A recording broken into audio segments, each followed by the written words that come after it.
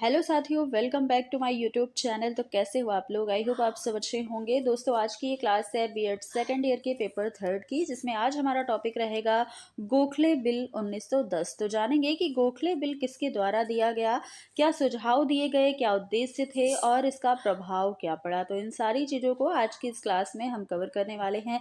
बस आप लोग वीडियो में एंड तक बने रहिएगा। और ये टॉपिक एग्जाम के लिए भी काफ़ी ज़्यादा इंपॉर्टेंट है, एग्जाम में पूछा भी गया है। अगर आपने प्रीवियस से पेपर देखा होगा तो उसमें आपको मिल जाएगा, कई बार इस क्वेश्चन को पूछा गया है। तो इसे आप अच्छे से समझने का प्रयास भी कीजिएगा। तो चलिए ज़्यादा देर न करते हुए क्लास को स्टार्ट करते हैं। जानेंगे गोखले बिल जो है इसकी शुरुआत कैसे हुई। सबसे पहले तो यही समझने का प्रयास कीजिए कि गोखले बिल दिया तो गया, लेकिन इसकी शुरुआत कहाँ से हुई, क्यों ये दिया गया, ये जानिएगा। अंग्रेजी शासन में, जब अंग्रेजी शासन था हमारे भारत में, तब केवल 6% ही आप कह सकते हैं लोग भारत में साक्षर थे। यानी कि तब जो साक्षर का परसेंटेज था कितना था, लगभग 6%। लोगों का कहना था कि अंग्रेजी शासन में जो अशिक्षा थी, घटने के स्थान पर वह बढ़ गई थी। अशिक्षा जो है वो बढ़ गई थी। अतः देशवासी अंग्रेजी सरकार से बिल्कुल भी संतुष्ट नहीं थे। और इस समय जब अंग्रेजी शासन था, उस समय की बात है कि सरकार की तीव्र आलोचना के साथ, यानी कि तेजी से उनकी आलोचना भी होती थी। और उसी के साथ ही कुछ रचनात्मक कार्य भी बड़ौदा के महाराजा सयाजी राव गायकवाड़ और गोपाल कृष्ण गोखले ने किए। तो कुछ रचनात्मक कार्य भी हुए, जिनमें से एक कार्य यहाँ पर था गोपाल कृष्ण गोखले के द्वारा प्राथमिक शिक्षा को अनिवार्य बनाने का प्रयास। तो कुछ अच्छे कार्य भी हुए, जबकि मतलब जो कार्य थे उसमें बहुत सारे अच्छे कार्य थे और बहुत सारे कार्य अच्छे नहीं भी थे। तो जो अच्छे कार्य थे वहाँ पर देखिएगा, गोपाल कृष्ण गोखले के द्वारा एक प्रयास था कि प्राथमिक शिक्षा को अनिवार्य बनाया जाए। 1910 में गोपाल कृष्ण गोखले बड़ौदा नरेश के प्रयास से अधिक प्रभावित हुए। और उनके अनुसार जब एक छोटे से राज्य बड़ौदा सीमित साधनों के साथ अनिवार्य प्राथमिक शिक्षा का प्रयोग सफलतापूर्वक कर चुका था, तो ब्रिटिश सरकार जो है वो अनिवार्य प्राथमिक शिक्षा क्यों नहीं संपन्न कर सकेगी। तो क्या हुआ कि प्राथमिक शिक्षा को अनिवार्य और निःशुल्क बनाने के लिए तथा सरकार को क्रियाशील करने के लिए 19 मार्च 1910 को गोपाल कृष्ण गोखले ने केंद्रीय धारा सभा के सदस्य के रूप में एक प्रस्ताव रखा, जिसे हम गोखले बिल के नाम से जानते हैं। तो कब ये प्रस्ताव दिया था, डेट आपको याद रखना है, 19 मार्च 1910 को। अब देखिए प्रस्ताव क्या रखा। इसमें कहा कि यह सभा सिफारिश करती है कि संपूर्ण देश में प्राथमिक शिक्षा को निःशुल्क और अनिवार्य बनाने का कार्य आरंभ किया जाए और इस संबंध में निश्चित सरकारी और गैर सरकारी अधिकारियों का एक संयुक्त आयोग शीघ्र ही नियुक्त किया जाए। इन्होंने अपने प्रस्ताव में ये बातें यहाँ पर रखी जो आपको जानना है।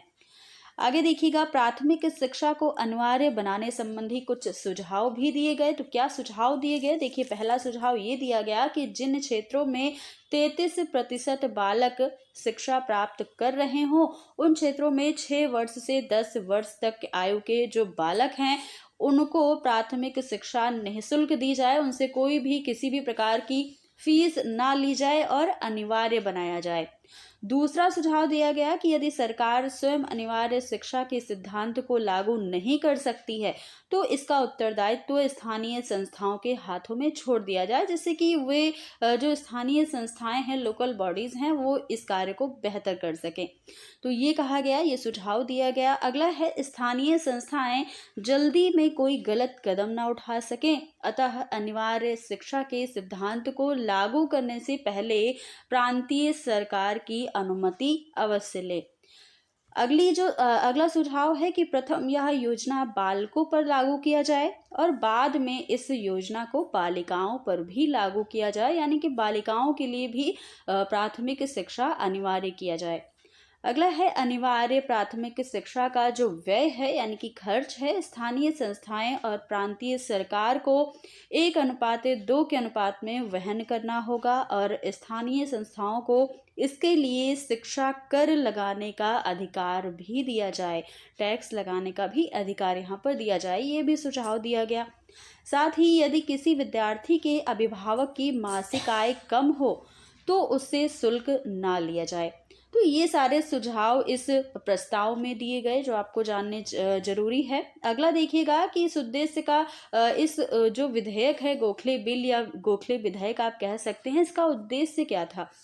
तो गोपाल कृष्ण गोखले के प्रथम प्रस्ताव पर सरकार ने कोई ध्यान नहीं दिया। जो इन्होंने पहला प्रस्ताव रखा 19 मार्च 1910 को, इसका कोई भी सरकार पर प्रभाव नहीं पड़ा, सरकार ने कोई भी ध्यान नहीं दिया। भारतीय कांग्रेस ने गोपाल कृष्ण गोखले जी को इस दिशा में कदम उठाने को कहा।